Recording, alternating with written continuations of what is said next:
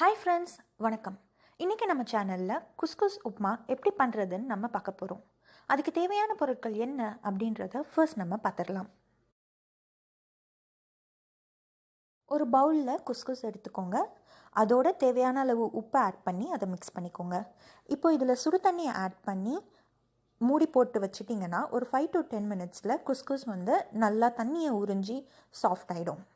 இதைத்தான் நம்ம குஸ்குஸ் உப்மா செய்யும்போது ஆட் பண்ண போகிறோம். இதை நீங்கள் தனியாக எடுத்து வச்சுக்கோங்க. இப்போது ஒரு பேன் எடுத்துக்கோங்க. பேனில் எண்ணெய் விட்டுக்கோங்க. எண்ணெய் சூடானதுக்கப்புறம் சீரகம், உளுந்தம்பருப்பு, அதுக்கப்புறம் கடலைப்பருப்பு, அதாவது ஸ்ப்ளிட் கிராம் தால் ஆட் பண்ணி அதை ஃபியூ செகண்ட்ஸ் வறுத்துக்கோங்க. இப்போது இதில் கருவேப்பிலை ஆட் பண்ணி மிக்ஸ் பண்ணிக்கோங்க.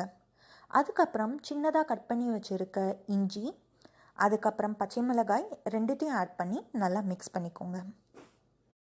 இதில் பொடுசாக கட் பண்ணி வச்சுருக்க வெங்காயத்தை ஆட் பண்ணி ஒரு ஃபியூ செகண்ட்ஸ் அதை வதக்கிக்கோங்க.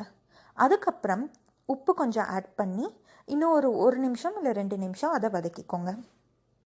வெங்காயம் ரொம்ப வதங்கணும் அப்படின்னு கிடையாது, லைட்டாக வதங்கினாலே போதும். அதுக்கப்புறம் நம்ம தக்காளி ஆட் பண்ண போகிறோம். ஒரு தக்காளியை நான் சின்னதாக கட் பண்ணி எடுத்திருக்கேன். தக்காளி ஆட் பண்ணி அதை நல்லா வதக்கிக்கோங்க. ஒரு 2-3 மினிட்ஸ் அதை வதக்கிக்கோங்க. அதுக்கப்புறம் கொஞ்சம் மஞ்சள் தூள் ஆட் பண்ணி அதை மிக்ஸ் பண்ணிக்கோங்க. இதோடு நீங்கள் மல்லித்தூள், மிளகாய்த்தூள் ஆட் பண்ணுறதுனாலும் ஆட் பண்ணிக்கலாம். அது ஆப்ஷனல்.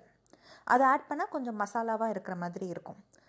இப்போது மஞ்சள்தூள் போட்டு நம்ம வதக்கினதுக்கப்புறம் நம்ம ரெடி பண்ணி வச்சுருக்க குஸ்குஸை இதில் ஆட் பண்ணி நல்லா மிக்ஸ் பண்ணிக்கோங்க.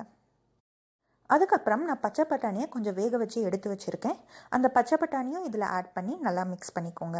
உப்பு கரெக்டாக இருக்கான்னு செக் பண்ணிக்கோங்க. அப்படி இல்லைன்னா ஆட் பண்ணிக்கோங்க. ஸோ சூப்பராக நம்ம குஸ்குஸ் உப்மா ரெடி ஆயிடுச்சுங்க.